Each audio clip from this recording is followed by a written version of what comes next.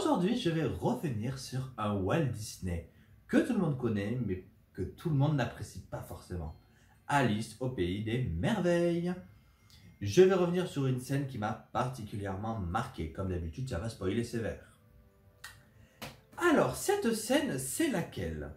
Eh bien, tout simplement, Alice, après avoir déambulé dans le monde des merveilles, après avoir vécu mille et une aventures palpitantes, voilà que notre Alice nationale se retrouve dans la forêt, commence à se perdre, commence à s'énerver, à s'agacer, puis à paniquer.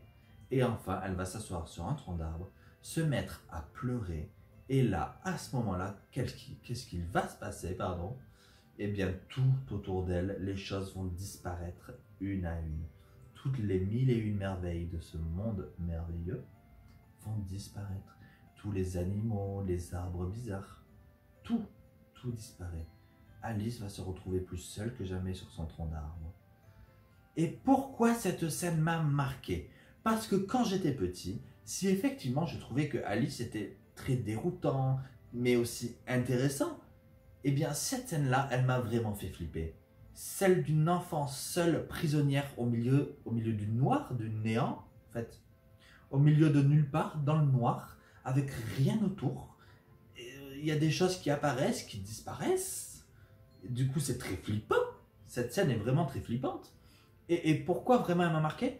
Parce que c'est vraiment à ce moment-là que Disney va oser, entre guillemets, embrasser l'œuvre de Lewis Carroll. Et c'est vraiment dans cette scène-là, et je trouve que c'est d'ailleurs la seule scène du film, où Disney va oser, entre guillemets, la peur, la psychologie que peut apporter cette œuvre quand on la lit. Vraiment, il n'y a que cette scène où je trouve qu'ils vont rentrer dedans, qui vont rentrer dans ce côté assez effrayant du récit, parce que Alice au Pays des Merveilles, il y a quand même un côté assez effrayant psychologiquement parlant, je trouve, dans cette œuvre. C'est très particulier, c'est vraiment malaisant.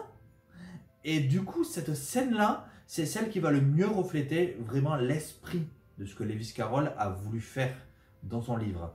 Et je trouve que là, Disney, en fait, ça va être le point d'orgue de son dessin animé. On a toute cette première partie qui est très drôle, merveilleuse, et on arrive, bam, à ce moment où là, d'un coup, non, le merveilleux, c'est bien beau, mais revenons à la réalité. La réalité, c'est que je ne sais pas où je suis. C'est que je ne sais pas à côté de qui je suis. Je ne sais pas de quoi je suis entouré. Résultat, ça disparaît parce que je ne sais pas ce que c'est, je ne veux plus savoir ce que c'est, je veux juste rentrer chez moi. Et du coup, tout disparaît. Plus rien ne compte à part une seule chose, mes émotions et le fait que je sois perdu, là, au milieu de nulle part, d'un monde, d'un univers que je ne connais pas. Et on se met à la place de cette petite Alice et vraiment, on est mal pour elle. Mais littéralement. Et cette scène te met mal à l'aise. Puis bien sûr, le chat de Cheshire apparaît et va guider Alice vers le château de la reine. Dès lors, le dessin animé va reprendre une direction beaucoup plus merveilleuse et nous offrir une deuxième partie de film, du coup, qui sera à l'image de la première. Donc vraiment, Alice, ça fait ça, tac, et tac. Pour moi, on a cette scène qui va être le point d'orgue entre les deux parties, la première et la deuxième. C'est vraiment là où on va dire, ouais, en fait, Alice, c'est pas ce qu'on veut nous faire croire que c'est dans le dessin animé de Disney. C'est pas juste un truc, ouais, avec des trucs bizarres qui nous font sourire, qui nous font rire, qui nous font chanter. Non, c'est aussi ça, c'est aussi une petite fille solitaire, une petite fille effrayée qui se cache derrière son mauvais caractère, qui se cache derrière sa beauté, qui se cache derrière son attitude négligée. Tout ça pour ne pas montrer qu'elle a peur en fin de compte. Et c'est à ce moment-là que Alice va laisser exploser toutes ses émotions et nous offrir du coup cette scène de dessin animé qui, à mon sens, est emblématique dans le sens où je dirais pas qu'elle est flippante, mais elle est dérangeante. Et même quand je la revois aujourd'hui, c'est bizarre en fait, je trouve. C'est bizarre.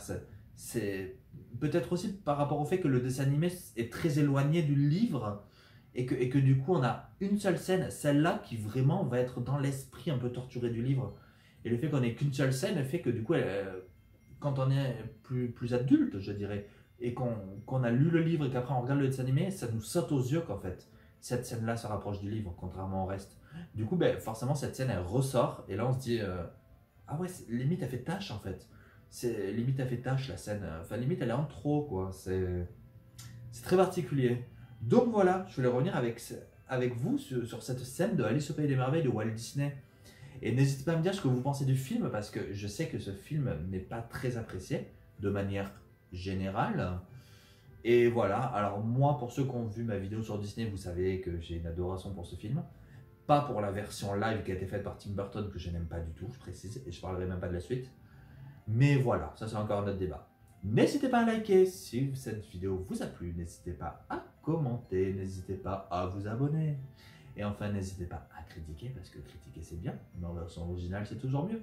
Allez, moi je vous dis à demain pour de nouvelles aventures. Salut!